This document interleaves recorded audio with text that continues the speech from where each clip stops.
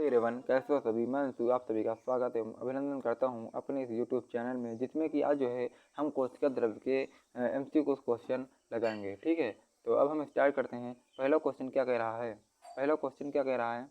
कह रहा है जीव द्रव्य नाम किसने दिया? जीव द्रव्य नाम किसने दिया?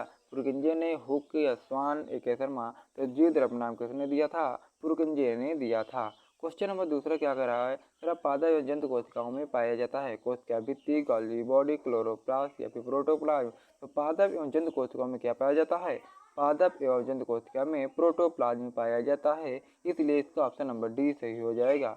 क्वेश्चन नंबर तीसरा कह रहा है जीव द्रव्य के राइबोन्यूक्लियर प्रोटीन कण होते हैं। राइबोसोम में, प्लास्टिड में, गॉल्जिका में, क्रिस्टी में। जीव द्रव्य के राइबोन्यूक्लियर प्रोटीन के कण पाए जाते हैं।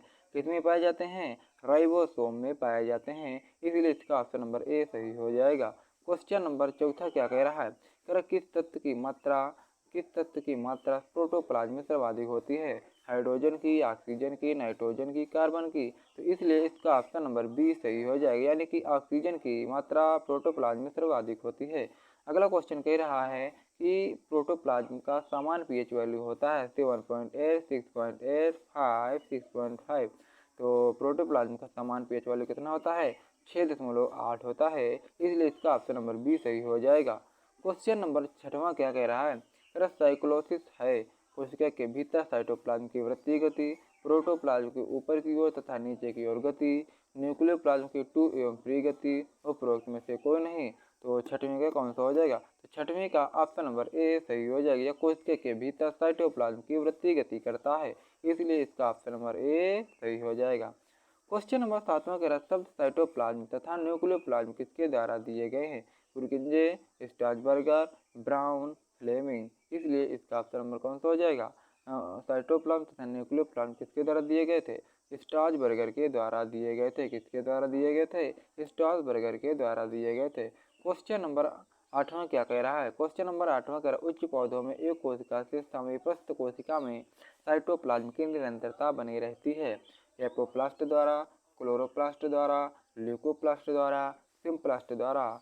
तो इसका कौन सा हो जाएगा? इसका जो है सिम्प्लास्ट सही हो जाएगा। क्वेश्चन नंबर 9 क्या कह रहा है? कह रहा प्रोटोप्लाज्म होता है सत्यगोल, सस्पेंशन, इमल्सन, बहुरूपी, कोलाइडल। प्रोटोप्लाज्म होता है कैसा होता है? बहुरूपी कोलाइडल होता है। क्वेश्चन नंबर 10वां क्या कह रहा है? क्वेश्चन नंबर 10वां कह रहा है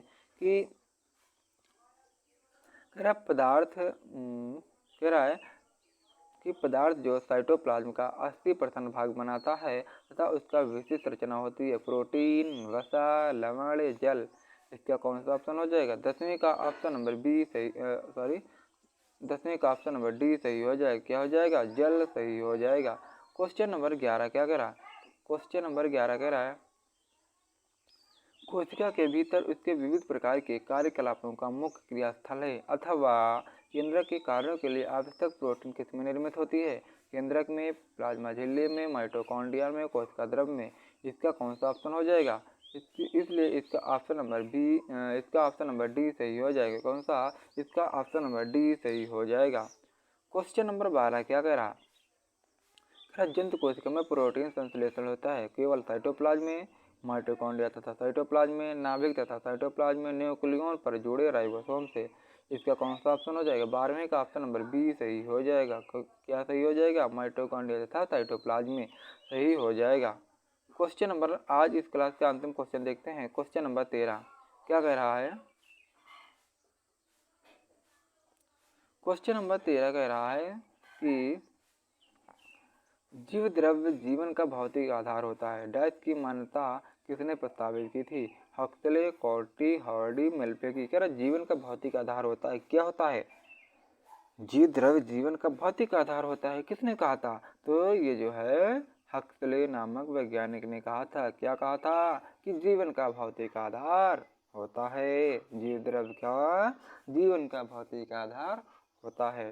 तो आज जो है हमने जीव द्रव्य से जितने भी क्वेश्चन बनते थे मैंने जो है आज देख लिया है। अब मिलता हूँ नेक्स्ट वीडियो में। जय हिंद, जय भारत, वंदे मातरम।